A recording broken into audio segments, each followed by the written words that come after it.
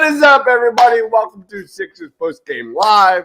Sixers lost a hard-fought one against the Milwaukee Bucks, 118 to 117. Talking top takeaways, reaction, player of the game, and more. Joining us, my man Sean Bernard there, Pick Swap Media at Sean_Bernard1. What's going on, man? Yeah, I'm not as down as the dumps as I think I probably should be for a heartbreaking 1-point loss to the title favorites. But overall, this team showed me something tonight. So I'm excited to dive into everything. I feel pretty good. I don't have a sour taste in my mouth after what in otherwise could have been a heartbreaking loss. Absolutely. We're going to get into it. Also joining us, if you're watching our watch parties, he's Mishkovsky at Mishkovsky. What's going on, man? Hey, I'm not mad. I'm not mad at all. What a game. D'Anthony Melton at the buzzer. About time. But other than that, I'm ready to go. Yeah, man. Let's jump right in because we learned a lot today. I mean, it's game one. We still need a lot of data, small sample size. But let's talk first impressions. Number one with Joel Embiid. Joel Embiid finished this one with 24 points, 7 boards, 6 assists, 7 turnovers, and most notably, really, truly struggled there in that fourth quarter where I think he was 0 of 4 from the floor. Bad decisions, turnovers. That's the take, right? And, you know, it kind of left a sour taste in your mouth. I'll throw it to you, Sean. Just quick takes on Joel Embiid and under a Nick Nurse system. What was your quick vibe? Yeah, it wasn't the growth as a playmaker that I was hoping to see in this. We still see some of his struggles as a decision maker. I hated that little swap pass. That's the one that jumps out to me. Yeah, I don't get it. And we've seen that. He's done it before. Like, we've seen the slap thing. That has to absolutely be taken out of the repertoire. That cannot happen, things like that. And especially because that led to a big three by Jay Crowder. That was a pretty significant moment in the game. So the playmaking stuff is absolutely frustrating from Embiid. I will say defensively, I thought he popped tonight. I thought this was one of the more impressive defensive performances I've seen from Embiid. That was the other area that I'm very, I guess, optimistic about. But yeah, there were not the leaps and bounds in playmaking that I was hoping to see. I think there was moments where he gave effort, but there's just a lack of feel that's really disappointing. Yeah, Joel Embiid was 3 of 9. No, he was 2 of 5 inside the paint in the second half. Is the same old Joel Embiid, man, just really struggled. You could see it. Like, he looked gassed. Yeah. He looked tired, which is expected. You know, you expect that in the first game. But we shouldn't have to. But there were some positive moments. His defense against Giannis at the rim, there were some really good moments. Real quick take on Embiid, Mitch. I think I said it during the watch party. Was it like the second quarter or the third quarter where he just looked tired, man? He just looked tired. He did not look like himself. There was something bothering him mentally. That's all I could take from him. Like, he didn't hit some big shots when needed, but it's just like there was something off. Something off. Yeah, I hate – there's nothing worse I hate most when watching these Sixers games and you see the body language. You see him moping around the court. And we saw some of that in the second half. You don't want to see that. Comments real quick, and then we're going to talk about we got to talk about Kelly Oubre, who I think really opened some eyes in this one and his projection with the Philadelphia 76ers. Lucas says a bad loss. I don't necessarily agree with that. I think what we saw, there's a lot of takes. We're going to get through each individual one when it comes to Nick Nurse and what we saw offensively and so forth. But I think the Sixers fought. This was a game that the Sixers kind of were kept at bay by the Milwaukee Bucks. They took advantage of the Bucks in that fourth quarter. They had a 6-point lead in this one where they kind of were down all game long, and they fought. And I was really impressed with the bench. We're going to get into all of it again individually. Kelly Oubre looking like an all-star. That was the worst referee calling ever. Why didn't Springer play? I don't think he played in the second half. Did Springer play in the second half? No. After he had 2 amazing blocks. Looked good. In the first half. I would love what I saw from Jaden. Sixers are trying. He's a Knicks fan. My God. Embiid played for the Bucks today. Oh, it was the Dame show. What's going on, Daniel? It was the Dame show in the second half, man. You could see him start to get hot, and he made some incredible shots. We have a donation from Bill. Thank you so much, man. Shout out to my guy, Sean. He says this loss was 1,200% on Sean Bernard. So there you go. Shout out my guy Bill. Let us know if you have a comment or a question, Bill. Joe says, love the play of Maxey and Kelly Oubre. Love it, love it, love it. David says, y'all lost because you didn't play Mitch, favorite player, Furkan Korkmaz. Jesus. Harris had a decent game, hit some big shots there in the fourth quarter. We'll get to that. Good close game. The Bucks seem like they're beatable. They look good, man. I thought the Bucks looked good, and the Sixers play with a lot of energy, especially with some of their key bench players. It was so bad to the point where we're saying Joel played defense and nothing else. All right, let's get into Kelly Oubre, who finished the game with 27 points, 5 of 6 from 3 in 32 points. He had 27 points on 11 shots. 27 on 11 shots, and at times looked like the best player on the court. Yeah. He was night and day better than everyone. And I loved his energy. Like the second he stepped on the court, the Sixers second unit really had some very promising signs for what's to come. Sean, what's your take on Kelly Oubre Jr., man? Yeah, and they needed every single one of those 27 points. That he came in, he made an impact. He really carried the offense for stretches, which this team needed. The Sixers have not had a bench weapon like Kelly Oubre Jr. really since Lou Williams, as far as a legitimate pop off the bench scorer. Maybe Nick Young, if you want to make that argument. I think he's got a closer player arc as far as a comparison. There's going to be the good and bad nights with Kelly Oubre. That it is going to be a roller coaster this season. But a night like tonight is why he's so valuable to the team. The passion he brings, the athleticism he brings, the swagger that he walks with, they're all very important to this team. And he stepped up tonight. Like, if it was not for Kelly Oubre, I think that this game turns into a blowout in the first half. I really do believe that he kind of steadied the ship for that offense. And he's a guy that is the most pure wing that we've seen on this roster in several years at this point. So I'm very excited about what he brings to the table. Again, there are going to be the ups and downs with Kelly, but we saw the highs of the high tonight. We saw what he can bring to the table. And there's going to be nights like tonight where he needs to be unleashed, and he delivered absolutely. Yeah, 32 minutes in this one, Sean. You know, like a lot of us came into this one kind of curious about what the lineup combinations and the playing time would look like. 32 minutes, whereas Melton played 25, Maxey played 40. Danny Green got a little more burn than I expected him to get, to be honest. Same here. Yeah, same here. But yeah, I'd love to see Kelly Oubre in this one. I'm curious how he projects. I mean, it doesn't matter who starts. It doesn't matter any of that. It matters who finishes. And I don't think Nick Nurse can keep this guy off the floor if he's spacing the floor like that and giving that kind of effort defensively. Mitch, what was your take on Kelly Oubre tonight, baby? Well, you asked me who my player of the game was in the beginning of the game, and I said Kelly Oubre. I'm telling you, just like what he does off the bench is just crazy. The last forward you can argue that could score, I mean, actually young was Iguodala. You can go Jimmy Butler, you can go all those guys, but it's just like it's so nice to see him off the bench. So nice. I want him to start sometimes, not just come off the bench. Yeah, we saw some interesting second units. They went small ball today. Yeah. We didn't get the Joel Embiid, Paul Reed. Bigs at any moment, I believe, in this one. But they ran with like a Paul Reed, Kelly Oubre. They ran with Danny Green and Melton at times, and Pat Bev. I thought it was fun. I thought it was fun to watch for sure. And then we get to Tyrese Maxey, who played 40 minutes, had 31 points, some good, some bad, but for the most part, it was good, especially in that second half. That one step back three he had was incredible. Yeah. He had 8 assists and 2 steals, quick takes, no turnovers, and no turnovers.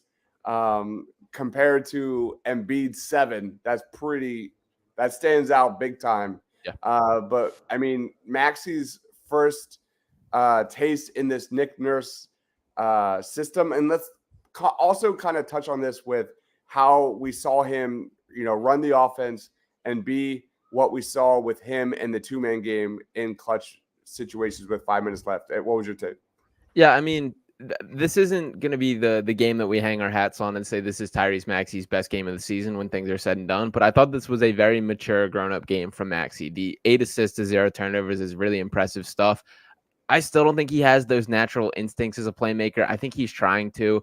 I don't know if in the long term I can see it working as him as a playmaker, but I do respect that he is really trying to make it work. And for the most part, as evidenced by these stats here, like he made the right decisions, he made the right basketball plays, and then he did step up when it was time. That I thought in that third quarter he helped navigate things in a major way. He had a little scoring burst. The second quarter as well, that he kind of had a little pop that helped elevate the team. He is that dude, and that's the biggest overhanging question. Like, as much as there's chatter about the looming James Harden situation and the Joel Embiid being the MVP, all this stuff, Tyrese Maxey is very much the X factor of how good this team can truly be. If he can grow into like a legitimate all-star caliber player, which I think he's already right there at, this is a completely different outlook for this team. I thought it was a step in that direction today. So overall, I'm pretty happy with Maxey. I still think there's plenty to be desired as far as getting more in that two-man game with Embiid, getting more motion with him, getting more involved as far as cutting to the basket, dribble handoffs, all these things. But for the most part, a good starting point for sure. Yep. Prince says if Joel hit his shots, Maxey would have had 13 plus assists easily. I like that comment a lot. Yeah. I mean, how I can't complain about 10 of 22, but I mean, he was 6 of 12 in the second half from the field, 31 points and 8 assists, no turnovers. My God, like those are some big time stats. What was your thoughts, Mitch? Any takes on Tyrese Maxey?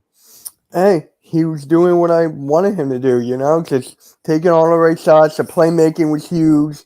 Just like, stepping up at some points of the game. That's all you can ask from Maxey, especially when Embiid flopped. I want to know what Sean's quick take or first impression of this Nick Nurse system. I'll be honest, Sean, there wasn't a lot of movement. It was a lot of the same things we've seen. It was a lot of pick and roll, which was fine, but there was not a lot of backdoor cuts. There was not a lot of motion. There wasn't a lot of DHOs. It was kind of like rewatching the Sixers from last year, at least during the regular season. What was your quick take on this offense from Nick Nurse? I would even say it looked messier than that. For me, I'm grading it as an incomplete right now. That it didn't look like what I was hoping to see by any means. It felt like guys weren't on the same page a lot of times, and I get it. It's game one. We have a long season. I'm hoping that when we flash forward to game 75 and are sitting here on this post-game live, that I have a different outlook for things. I didn't love what I saw from it overall and was very underwhelmed by how connected things were. And defensively, it was a lot differently than I expected it to look to. Defensively, it reminded me of the Rudy Gobert Utah Jazz kind of system where they were very much chasing guys off the line, driving them to Joel. I thought Joel shined in that role as a rim protector, and that's something I'm intrigued by. But offensively, it just felt way more disconnected than I expected it to. Yeah, there was a lot of ball watching that I just at times way too much ISO with Toby. Like a Nick Nurse system, when the shot clock is running out, those should never go together. And that's not at least what I expected. Same here. All right, so let's jump right into bench because I thought that was a really impressive display for the Sixers today. The Sixers actually tied the Bucks in bench production tonight, 32-32. Some really good moments again from Kelly Oubre, who had 27, but I was impressed by Paul Reed. I was impressed by Pat Bev. I was impressed by Jaden Springer, who came in and gave quality minutes when he needed to. Paul Reed didn't kind of light it up. He did get a lot. I mean, he did get a lot of personal fouls there with 4, but he did have a block there at the end of that first half. Mitch, what was your take on the Sixers bench overall and kind of what's the word, calming the storm at times, because especially in that first half when the Bucks were coming out like gangbusters and the Sixers second unit really provided some nice energy. This is the best bench I've seen in a long time. Just like the spark, the chemistry, the different lineups out there. You had Springer, I would never have thought this with Doc Rivers. You had Springer out there with Kelly Oubre, I think with Paul Reed there too, Danny Green, and I forget who else is there, but you never see that lineup from Doc Rivers. So that is very refreshing to see. I love it. Yeah. What about you, Sean? Yeah, I'll start with I was surprised not to see any Mo Bamba or Philip Petrusev That's today. what I was gonna say. Yeah, I was surprised by that as far as the big man rotation. I am all in on Patrick Beverley, that I thought he was once again he like raises the floor of whatever lineup he's with, is the way I put it. He's just buzzing around, doing the little things, boxing out for rebounds, being a pest in a way that's very infectious to this team. And I see like a little bit of like a spunk and attitude on this team that I have not really had. And I'm really crediting that to both Pat Bev and Kelly Oubre Jr. That I do think that they're bringing their personalities out in this team. And for the most part, like for so long, we've kind of complained about this team not having like being so expressionless and emotionless and not having a personality. It feels like we have guys that bring that now. So I am very excited by that. I think the pieces are nice. A little too much Danny Green for me. I would like to see some more Jaden Springer. I thought he looked very good in the minutes that he did play. That block on Dame was absolutely ridiculous. And that is enough of a flash that should have Nick Nurse at least wanting to get him back on the floor. So it was disappointing not to see him in the second half. But as a whole, I agree. I think it's a pretty deep bench and better than what we've been working with in years past. Absolutely. Anthony says, I am proud of my Sixers. They could have folded, but they came back 19 points down and lost by 1. Prince says, I'm not even mad. I see a lot of room for growth. I think Jaden will definitely be playing those Danny Green minutes in a few months from now for sure. Raphael says they need to improve the defense when it comes to facing against difficult teams to beat. Anthony says the Sixers don't really need Harden. I'm not going down that route. I don't want to talk about that. Steven says Springer plays more. We may have won. Oh my God, here we are. The one thing I have to say, The one thing I have to say, Danny Green is there for shooting, right? Dimes, you said that. He's there for shooting. Springer, how many times did he shoot the ball from 3? Like once, twice? Something definitely like that? Once. It was definitely once. I know that for a fact. So we even saw a Paul Reed 3 attempt. Yeah. That was something. Hey, Doc Rivers would have sat him down. Yeah, right. Steven says the alley-oop block tells you a lot about Springer. Man, his explosiveness and like vertical explosiveness is just different.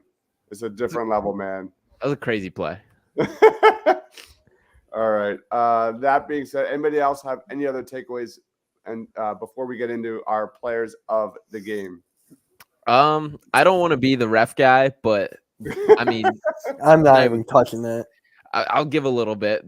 Tonight was brutal. The biggest blatant one was that Giannis travel, I guess is the technical call, where he airballed the shot from right there in the rim, got his own rebound. That went from, with 4 minutes left to play, Sixers up 2 to down 1. That was a huge swing. And then to take away the offensive foul on Giannis and make that a no call, I didn't even think they could do that. So I was very caught off guard by that. And then Embiid getting one taken away. There was a lot of rough ref stuff today. So whatever. I mean, in the grand scheme of things, I'm glad this team didn't roll over, kept fighting, but it did suck that it felt like there were a ton of big calls that went in the opposite direction of these Sixers down the stretch here. Yeah, absolutely. Cleva says, where's Mo Bamba? Did not play a minute, right? Like, it's a great question. I'm shocked at that. Like, I was relatively excited to see him play, especially with Joel and how that would look. And we didn't get that with Paul. The Sixers went small. The Sixers went small in the second unit, and I kind of like that. I'm good with that, at least for now. Anyone else concerned about Joe, or is this the same crap, different year? I think he's talking about the fourth quarter collapses and same thing. At least offensively, and the legs.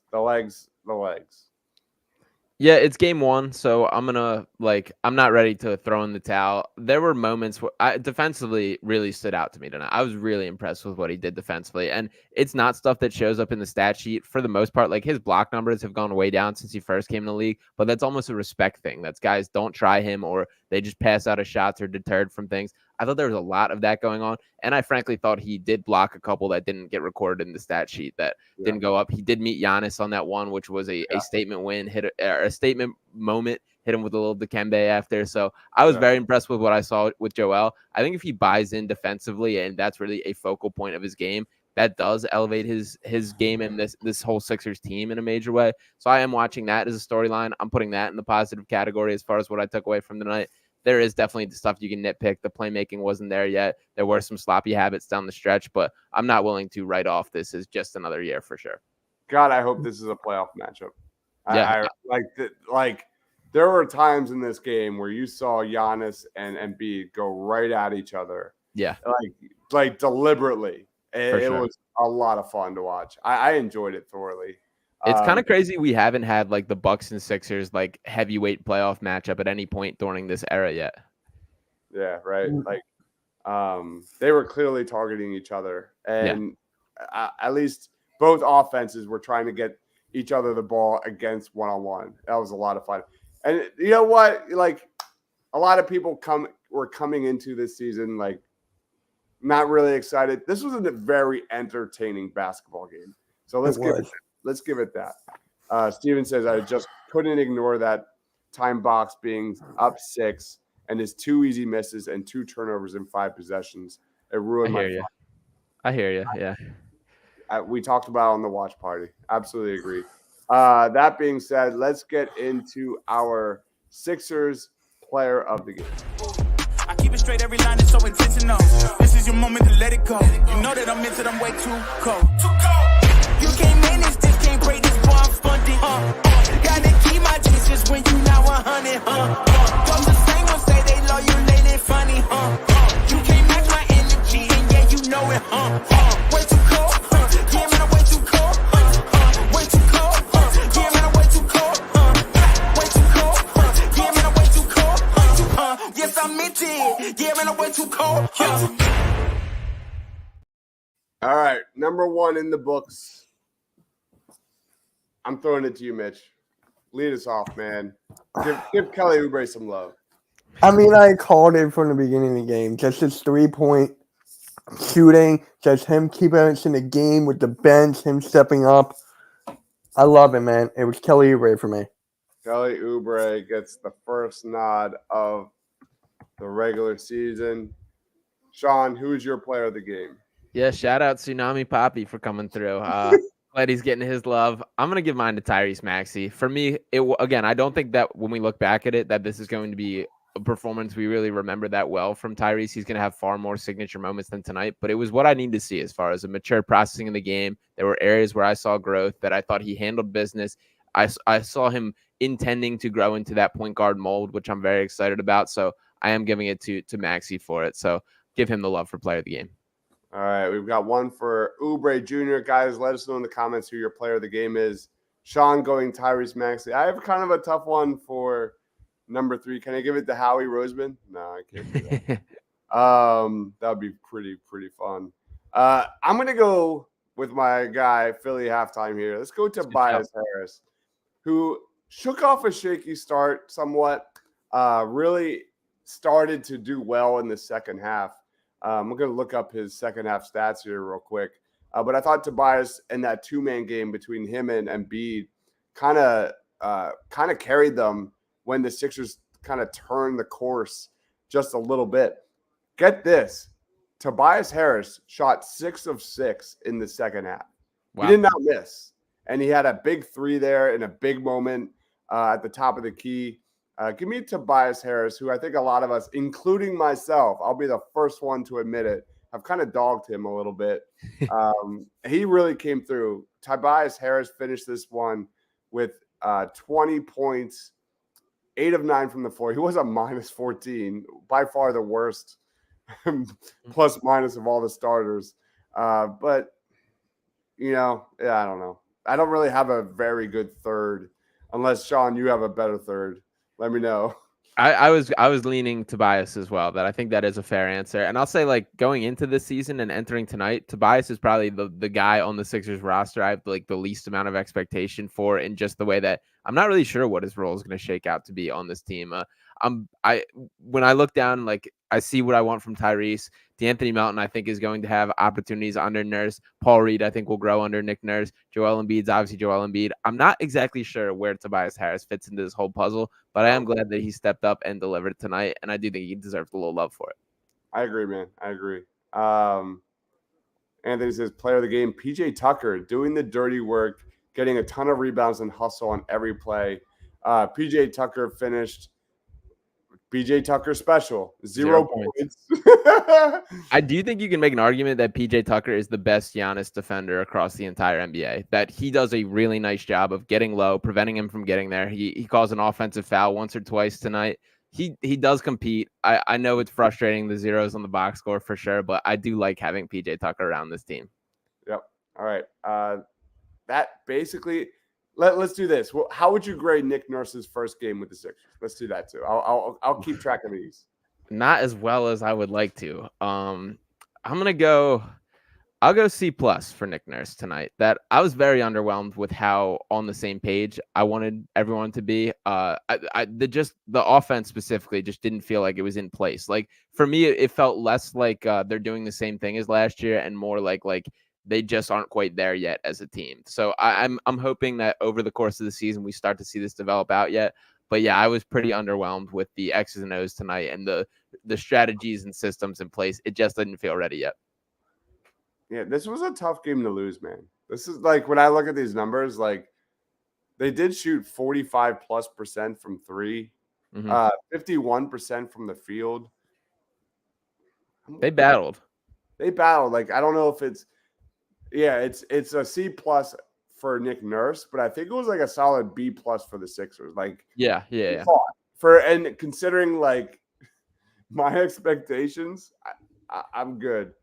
Steven says I wanted Tiago to take on this PJ Tucker guy. Tiago will be back. He's in Hawaii flying home, so he'll be fine. He's living his best life. We'll dig into the Nick Nurse systems for sure with him at some point. Oh yeah. That basically wraps this thing up, man. Sean, where can we find you? As always, thanks for having you on, man. Yeah, it feels good to have Sixers basketball back and be breaking it down. I've been joking over at Fox Sports The Gambler that I feel like I've turned into the TMZ reporter more than the Sixers reporter based on this summer with all the James Harden stuff going on. So I'm very happy to actually have some basketball to talk about. But yeah, you can catch me on the airwaves at Fox Sports The Gambler, rolling out a new show with Sean Brace called Picks and Roll that'll be on the station at 102.5 as well as on the YouTube channel and everywhere else that we're broadcasting there. Still doing my thing over at Pick Swap Media, still growing that, and still writing over at Philly Sports Network. So a lot of Sixers stuff going out. I'm ready to hit the ground running and get all in for this season once again. What don't you do, man? What don't you do? Sleep. I'm telling you, the best Sixers follower right there. He is at Sean_Bernard1. Mitch had to run. He had to something come up. At Mitch Kofsky, go check out his YouTube channel as well. Anthony says, you guys remember when Nick Nurse is running a different system than Doc, and the players are used to Doc Sixers. That's true. It'll take time. Yep. First game in the books. Cannot overreact. How many games do you give Nick Nurse this season? I'm like around like 50. I want to give him like a fair shake. Yeah, I think near the All-Star break is when I'm going to start like forming my opinions of what this offense looks like. Because and even for Nick Nurse, like he's never had to build around a big man like Joel Embiid. Like that's not the easiest task compared to what his offenses traditionally look like. There's a huge adjustment period from that end as well. So it's both these players trying to get it, and it's Nick Nurse kind of molding his stuff, trying to make it work with this personnel, which is very different than what he had in Toronto. So there's going to be some growing pains on both sides of things. I'm definitely giving him, I'm going to say around the All-Star break is when I'm going to start forming my opinions for how things are going. And then playoffs is obviously where the deciding factor on how we truly feel will be.